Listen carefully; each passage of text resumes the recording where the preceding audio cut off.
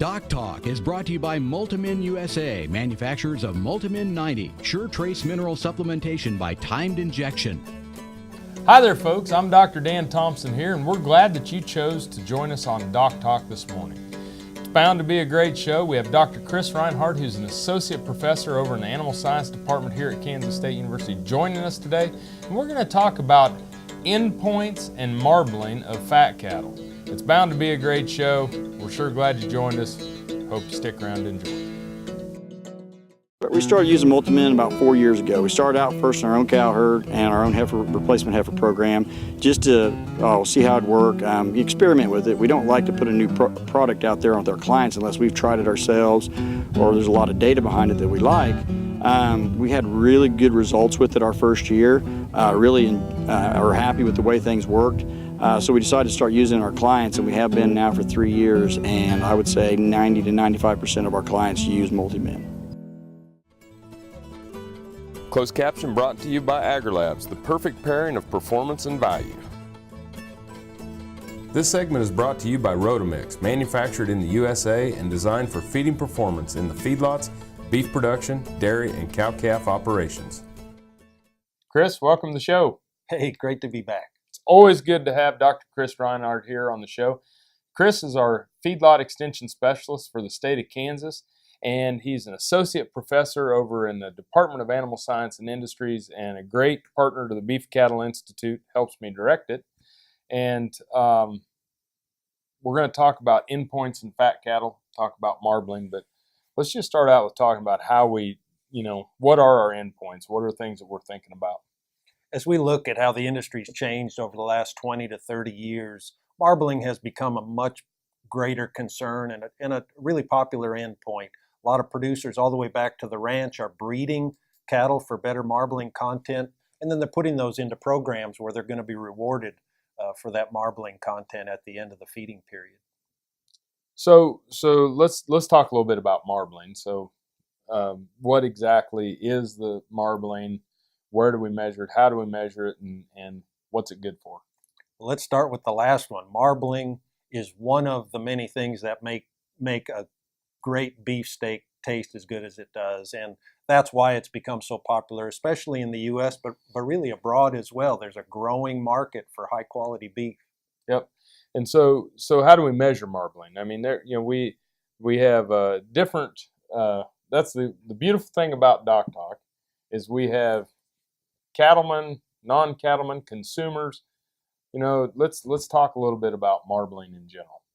Yeah, it's easy for anyone to identify. You go to the grocery store, and marbling is simply the white fat that's within the red cells of the muscle. You can see it at a glance. The more of that white fat that's within the muscle, really, for the most part, the better that steak is going to taste coming off the grill.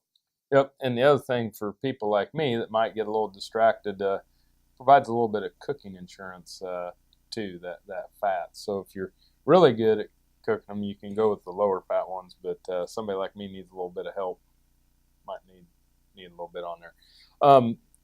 We mentioned genetics, we mentioned what the marbling is. What are some of the things, associated, not necessarily price levels with beef cattle? Are we rewarded for marbling? We are, and the industry has changed over, again, the past 20 years to where we really do have a higher fraction of our total national cattle population grading very well into what we'll call the choice grade. But even beyond that, if you can get cattle that grade even above choice, there is a financial reward even beyond that. Well, it's something that's always been of interest to me. I know it's been an interest to you, and it's something that when we have the choice select spread and we're being paid a premium for more marbling, something that we need to chase after. When we come back from the break, we're going to talk more with Dr. Chris Reinhardt about reaching your endpoints with fat cattle and how that's associated with proper marbling. You're watching DocTalk. We're sure glad you joined us. This segment was brought to you by Brute Cattle Equipment, makers of the Brute Stealth Hydraulic Chute. If the chute fits, swear by it. Visit our website for more information. And by Lalaman Animal Nutrition, dedicated to the development and production of natural and differential solutions for animal nutrition. Beef producers need a practical choice when antibiotic therapy is required. More than ever, they are reaching for non-prescription Noromycin 300LA from Norbrook. Specially formulated to produce sustained antibiotic blood levels up to 4 days in cattle, Noromycin 300LA delivers economic, broad-spectrum disease management for pneumonia, shipping fever, pink eye, wound infections, and foot rot. See for yourself why Norbrook's Noromycin 300LA is the practical choice for your herd. This hog is head over hoof for meal made from U.S. soybeans. Now, one hog isn't that impressive, but suppose we add another, and another, and another. Before long, you've got billions of hungry customers around the world all clamoring for the same thing. Our soybeans. Learn more about the billion-dollar appetite of animal agriculture at BeyondTheElevator.com. Brought to you by America's soybean farmers and their checkoff. Getting ready to work cattle for pre-breeding and calf vaccinations? There's no better time to use a safe, modified live virus vaccine to prevent BRD. Titanium provides the correct equation for BRD with its excellent safety profile and a strong response and long duration of immunity. Ask your veterinarian about modified live virus vaccines and the 8 convenient combinations of titanium for the perfect pairing of performance and value. Dr. Dan here. Whether I'm driving up and down the roads covering the state of Kansas or I'm getting between Riley and Manhattan for my job, I'm driving a Ford truck. I'd like you to come out and visit my friends here at Dick Edwards Ford. They have a truck that'll suit your needs, whether you're looking for power with a Power Stroke diesel or if you're looking for fuel efficiency with the new EcoBoost engine, they got a truck that's just right for you. They're located 2 miles east of the Town Center Mall in Manhattan, Kansas, and they'll bend over backwards to help you. And I'll see you down the road. Valley Vet Supply is devoted to providing information and professional quality products at reasonable prices. Valley Vet Supply. This segment is brought to you by Norbrook Laboratories, manufacturers of Noromycin LA, Normectin Plus, 1%, and Poron, the practical choice for your herd. Folks, welcome back to DocTalk. I'm Dr. Dan Thompson here with Dr. Chris Reinhardt. We both work at Kansas State University. Chris is with the Department of Animal Science, where he is an associate professor, and he is our state feedlot specialist here at Kansas State. And I work over in the College of Veterinary Medicine, but we're talking about reaching the end point. And so I want to make sure my cattle are going great. So if you're going to drop the hammer on one topic, where would you go? Fat. Marbling is fat. It is the fat that we call the taste fat. It's buried within the muscle, but really cattle fatten throughout their body. And plain and simple, the most important way to get cattle to reach that marbling endpoint is to have enough fat throughout their carcass. Okay, so what percentage fat? We all go through the BMI indexes and we go through all these things, but what percent body fat does a carcass need to be or a steer need to be to reach its potential marbling? Simply put, the vast majority of fed cattle will reach low choice at about a yield grade 3. Okay, so you'll get grade 3 and that, you hear the term 28% fat, body fat. Is there anything to that number? I'm gonna keep pushing you until I get an answer on that. There is something to that, but really for the producer, whether he's the cattle feeder or the rancher, if I can see a very visible bloom on those cattle, we talk about 4 to 5 tenths of an inch of back fat on those cattle, is not an extremely fat animal, and yet the vast majority of cattle, that's plenty fat to grade low choice. Sure, and they always say, the finish of the animal is in the eye of the producer or eye of the owner, and so looking for that bloom, getting to that yield grade 3, once you see the fat cover on those animals to kind of have that Y3, then we're there. But if we don't get there, exactly. The reverse is also true, and this happens every year, frequently, when the market takes a huge swing up and when just simply having live cattle available for sale has tremendous value, we wind up selling a lot of cattle well before they're fat enough to really reach that marbling endpoint. And when we're short, cattle supplies, and as we see our cow herd diminishing, it's amazing to me that we are getting the endpoints reached. People are trying to reach back further to keep the supply steady, but it seems like we're doing a good job. You know, when we come back, we've got a little bit of time here before the break, but when we come back, kind of give us a preview of some of the other things that we'll talk about as far as the endpoint, reaching endpoints, things like genetics and that. Right, genetics, I've studied this a ton, and I used to be a believer that it was really just about fat endpoint and yield grade. Well, genetics do play a role, and it's probably not quite as important as getting cattle fat enough to grade, but it is really important. How those cattle have been raised, provided they are of quality genetics, if they're mismanaged at certain points in their life, they're going to have a lot poorer likelihood of ever being able to reach that endpoint. It's going to be some great information, folks. We'll see you here after the break. This tip brought to you by Batril 100 Enrofloxacin Injectable, now approved for use in controlling BRD in high-risk cattle. Batril 100, right the first time, whether it's controlling BRD in high-risk cattle or treating BRD. Hi there, folks. I'm Dr. Dan Thompson, and this week's On the Farm Tip, sponsored by Bear Animal Health, focuses on low-stress cattle handling of sick cattle. When a calf is identified with bovine respiratory disease in its home pen, we have to move it to the hospital. Those animals should not be run or stirred up as they're sick with a respiratory disease. If they get to the hospital pen system and we're going to have a delay before we doctor them, be sure to give those animals shade, water, and a little bit of hay. Now, when we move those animals through our system, through the tub, it's important not to mix larger animals with smaller animals, as those animals can become trampled or get pinned underneath the large animals, and the outcome's not good. Low-stress cattle handling, early disease identification, all of these things are important to assure animal health. This is your On the Farm Tip from Bear Animal Health, and I'll see you down the road. With BRD, every second counts. And when you get new high-risk cattle, you've got a choice to make. You can either take your chances and wait and see what happens, or you can take charge of BRD. Right from the start, treat bacteria up front with Batril 100 Enrofloxacin Injectable, now approved by the FDA for BRD metaphylaxis and high-risk cattle. Ask your veterinarian about Batril 100 and make it your go-to drug to control BRD in high-risk cattle or for treatment of BRD. Batril 100, right the first time. Hi, I'm Kevin Ochsner, host of NCBA's Cattleman to Cattleman and Colorado Rancher.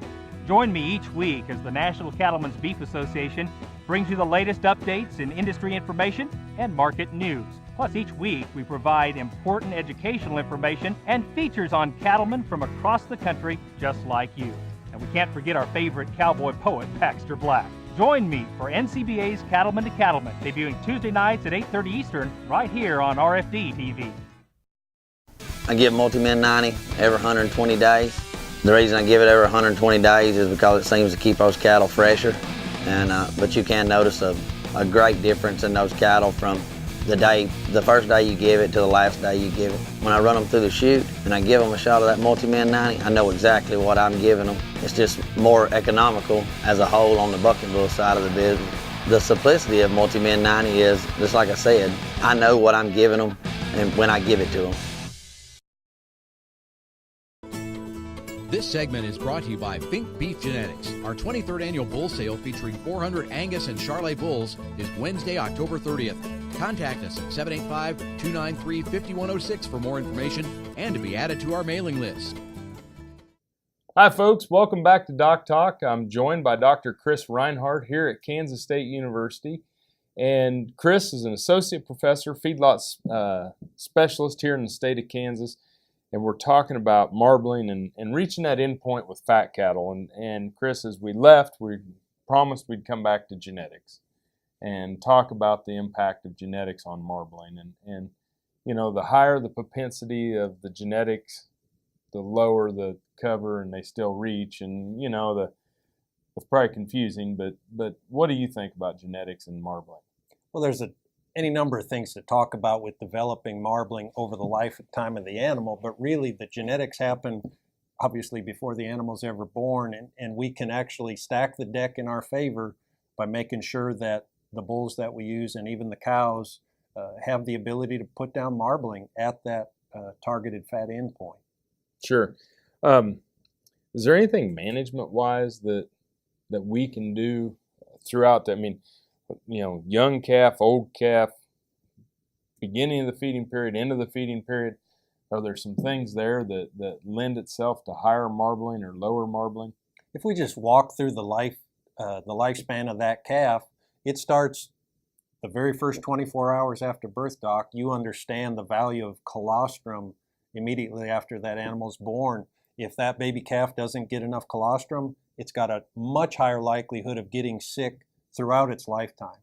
And disease works against nutrient balance. And what we're trying to do is put down excess nutrients as fat and especially as marbling.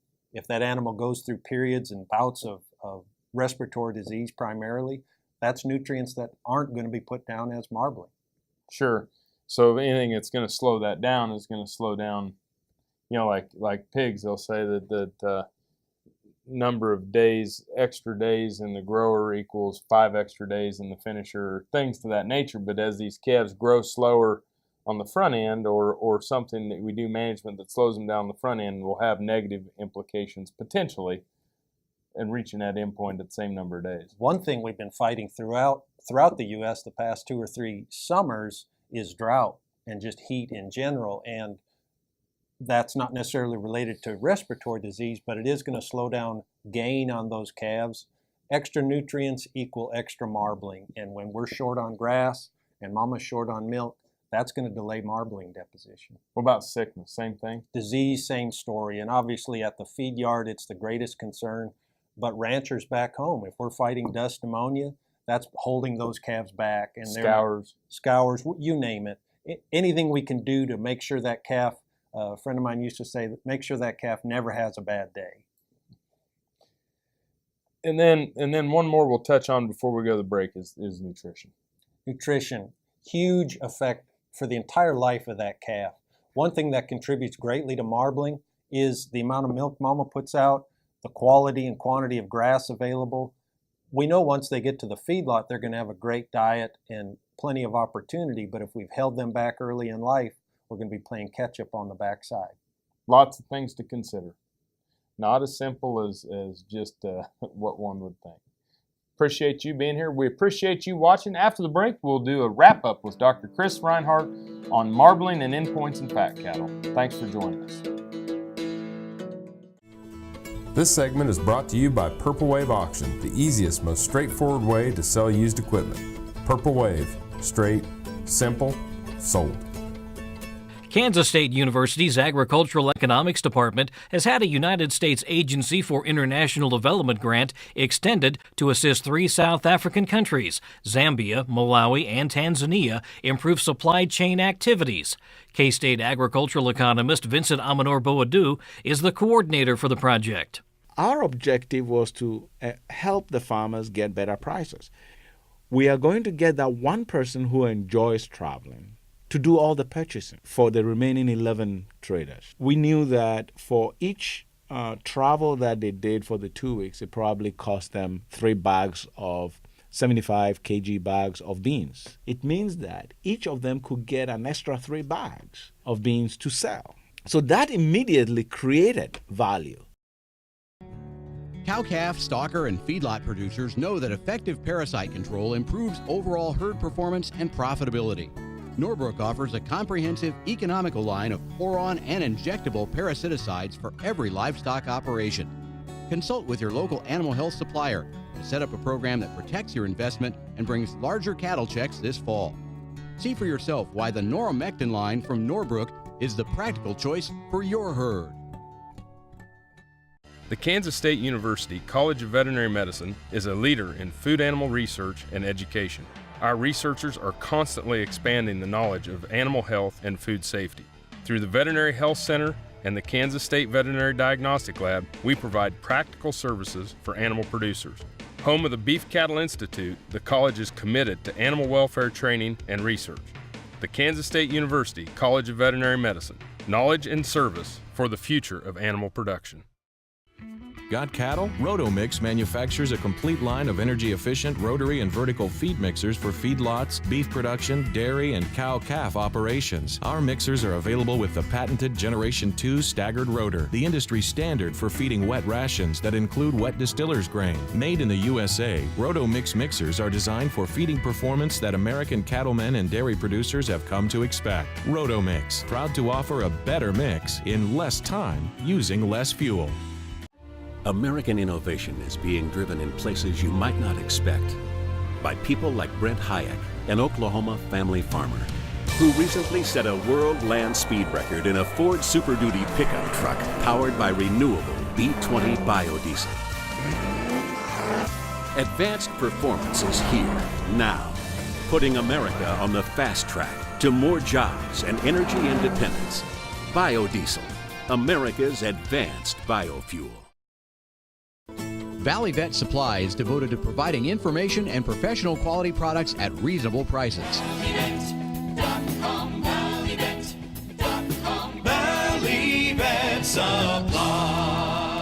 This segment is brought to you by the Beef Quality Assurance Program and the Kansas Beef Council, improving animal care and beef safety for more than 20 years. Hi there, folks. I'm Dr. Dan Thompson, and welcome back to DocTalk. My guest today is Dr. Chris Reinhardt, who is our state feedlot specialist here in the state of Kansas and is a ruminant nutritionist and associate professor in the Department of Animal Science and Industry. And one of the things that we talk a lot about, we've talked about marbling, endpoints, and fat cattle, genetics, management, morbidity. But the other one that we like to discuss is implants or metabolic modifiers, which would include the beta-adrenergic agonists. And so let's talk a little bit about the effects of these and what they have on marbling. Growth promotants are what I'll call part of conventional cattle production today. It's a normal part of production. Well over 95% of the fed cattle in the U.S. get some form of growth promotant. And so that's the normal state. But one thing we have learned is that growth promotants do exactly what the name implies. They're there to make cattle grow faster and more efficiently and put on lean muscle mass. There's always a trade-off. By getting cattle to grow faster and more efficiently, they're actually putting on the lean portion, and they're actually sacrificing a little bit of the marbling portion or fat in general. So therefore, to get animals to grade at a similar level, that when you use a steroid implant, as cattle that aren't implanted with steroid, you have to feed them longer? Typically have to feed 2 to 3 weeks longer, but some studies I've done have indicated even after we reach that fat constant endpoint, the presence of an implant will actually reduce the ultimate marbling content of that steak slightly, even when fat content is the same. Interesting to know. Well, there's lots of things to think about, lots of things to figure in, but let's just kind of backtrack here as we wrap up.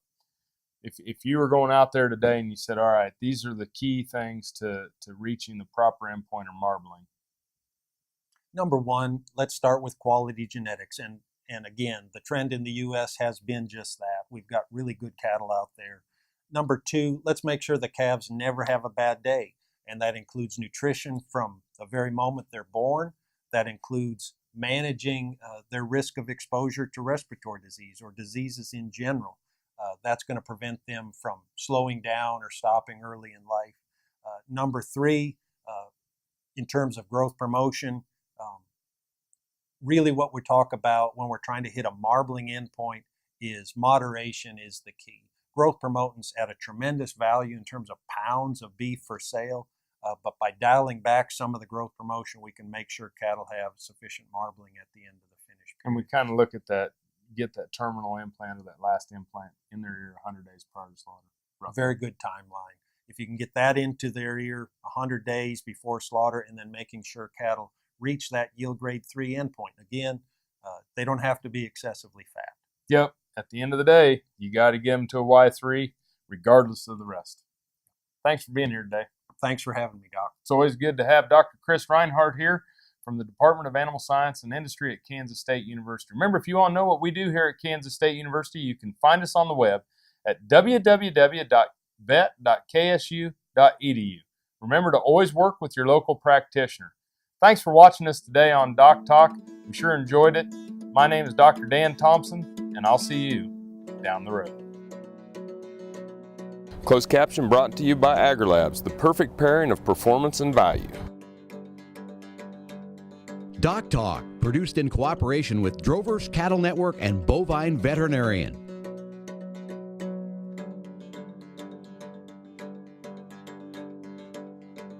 For more information about this program or previous programs, go to DocTalkTV.com.